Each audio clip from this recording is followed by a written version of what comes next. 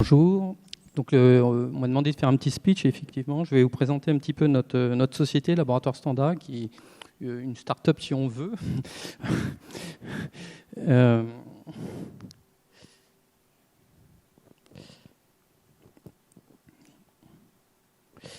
Donc, l'objet de la présentation d'aujourd'hui. Donc, vite fait, qui sommes-nous? Donc, Laboratoire Standa, on fait partie d'un groupe normand, Magnus Industrie Développement, composé de 3 sociétés. Laboratoire Standa, Adco, c'est une marque, mais c'est Atmosphère Control, c'est une société qui fait des emballages actifs. Et SMB Biotechnologie, qui est une société qu'on a développée spécifiquement pour faire de la fermentation à grande échelle. On en fait également chez Laboratoire Standa, mais on a aussi des échelles un peu plus petites et un laboratoire de développement. Notre métier, c'est effectivement maintenir la qualité d'origine des produits, de vos produits, et effectivement dans l'alimentaire, dans le pharmaceutique, dans le parapharmaceutique et même dans la cosmétique. On est concepteur, producteur et fournisseur de solutions de conservation de façon générale, et je vais vous expliquer un petit peu plus après, donc essentiellement via des marques Adco, PAL. Ce slide, on va le passer parce qu'il n'est pas très lisible pour vous, je suis désolé, il est décalé. Effectivement, nos savoir-faire c'est la conservation, c'est valoriser les produits, c'est différencier les produits de nos clients aussi en apportant de la valeur ajoutée. C'est de plus en plus leur faciliter l'exportation. Je vais vous présenter des sujets intéressants et des nouveaux marchés d'ailleurs potentiellement. Finalement, via notre expertise de plusieurs années, on arrive à faire de plus en plus de formations de nos clients sur les sujets aussi bien d'emballage actif que de fermentation, que de production végétale, de fermentation de produits végétaux, etc. Alors, ces 3 marques, comme je vous le disais, Adco, Sanico, une marque un petit peu plus petite qui est l'enrobage d'un produit, et PAL, tout ce qui est bioproduction, fermentation. Le tout, effectivement, alors il y a un mot, j'aurais peut-être dû le laisser, conserver sans conservateur. C'est pas très politiquement correct, mais effectivement, les problématiques actuelles, c'est le sang. C'est ce qu'on appelle le clean label, si vous voulez. Et là, effectivement, toutes ces solutions-là sont intéressantes, notamment dans les emballages actifs ou dans la fermentation. Alors, je vais parler des sujets plus concrètement par rapport à aujourd'hui. Donc, dans les innovations de procédés, j'ai vu le sujet innovation de procédés. Donc, je me suis gratté la tête pour vous trouver des innovations de procédés non confidentielles. Ici, je vais vous présenter un produit qui, à mon avis, est vraiment une innovation de procédés.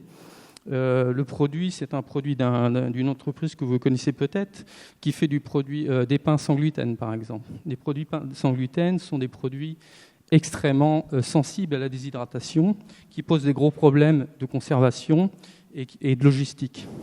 Cet industriel-là est venu nous voir et effectivement, il a développé un nouveau procédé grâce à la solution d'emballage actif qu'on lui a proposée, lui permettant d'avoir un emballage beaucoup plus économique, avoir un emballage réduit aussi, avec une réduction de gaz, ce qui est loin d'être négligeable dans les études actuelles où on doit faire un bilan carbone. Et c'est un emballage qui lui permet en fait de réduire les coûts de non-conformité. Parce qu'en fait, c'est la majorité des emballages que vous trouvez actuellement sont des emballages que j'appelle un peu comme l'image, c'est un emballage de chips, si vous voulez, donc très gonflé. En fait, les industriels diluent l'oxygène qu'il y a dans les emballages par un apport important de gaz. Et ça fait donc une consommation de film, ça fait aussi moins d'emballage par unité de carton, et ça fait des emballages qui sont plus sensibles à la manipulation, qui peuvent générer des microfuites.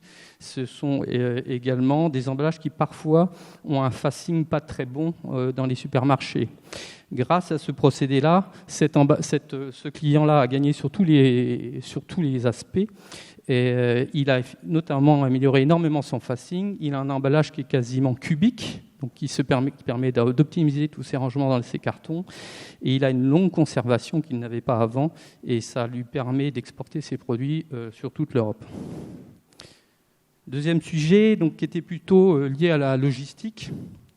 Alors ça, c'est un petit peu un sujet, je dirais, qui est un petit peu issu effectivement du Covid. Pourquoi ? Parce qu'en Europe du Nord, Alors nous, en France, on connaît beaucoup les Deliveroo, etc. Mais en Europe du Nord, il y a une tendance effectivement aussi de vouloir manger à la maison. Et en fait, il y a toute une chaîne logistique qui est en train de se créer. C'est la génération de plats alimentaires en B2C. Donc évidemment, on peut faire appel au petit vélo du quartier. Mais il y a des industriels qui s'intéressent à ça. La chaîne logistique généralement connue en Europe, c'est le congelé. Alors vous connaissez tous les métros et compagnie qui vont fournir les restaurants et éventuellement d'ailleurs des particuliers. Mais il y a aujourd'hui une chaîne logistique qui se met en place pour faire en frais. Et donc quand vous passez en frais, vous avez des contraintes importantes. Et là, les solutions de conservation d'emballage actif leur permettent en fait d'avoir une solution qui peut même être produite en surgelé et qui va se retrouver distribuée en frais. Donc ça peut être le cas d'ailleurs des produits de panification, ça peut être le cas d'autres produits. Il y a des exemples qu'on voit, notamment des desserts qui sont fabriqués et congelés et qui vont se retrouver dans une chaîne logistique en frais.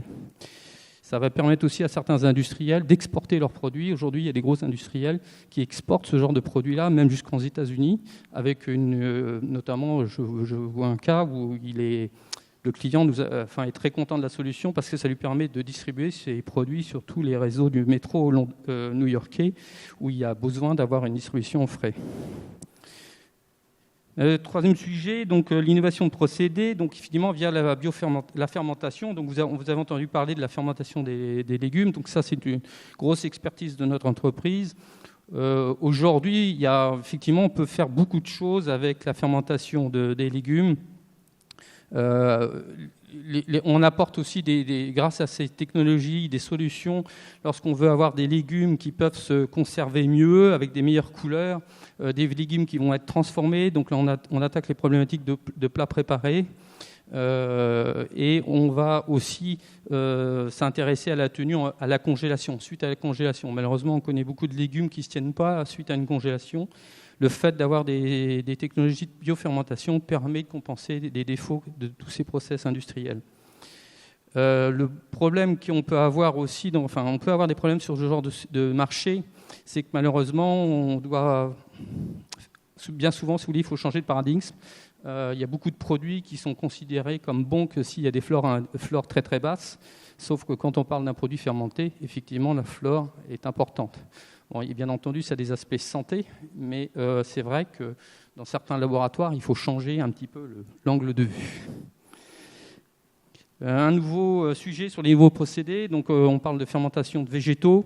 La fermentation a l'avantage d'apporter des arômes, des goûts, des textures différentes. Donc là, on parle beaucoup des produits alternatifs, véganes ou base soja. Qui sont très à la mode et qui ont des gros problèmes. C'est plus simple de mettre certaines enzymes qui ne sont pas forcément très très naturelles, même si certains les appellent bio. Mais la fermentation apporte des solutions très intéressantes sur tous ces sujets. Donc évidemment, on parle également, on travaille sur les laits fermentés, tout ce qui est base laitière traditionnelle, mais tout ce qui est aussi base de fruits. Ça peut être des sujets comme sur des végétaux comme les choucroutes, les farines, des desserts végétaux, des jus de légumes également. Et là, l'intérêt, c'est d'aller réduire certains additifs qui ne sont pas forcément très en vogue à l'heure actuelle. Les autres sujets, c'était pour s'il y avait des questions. Voilà.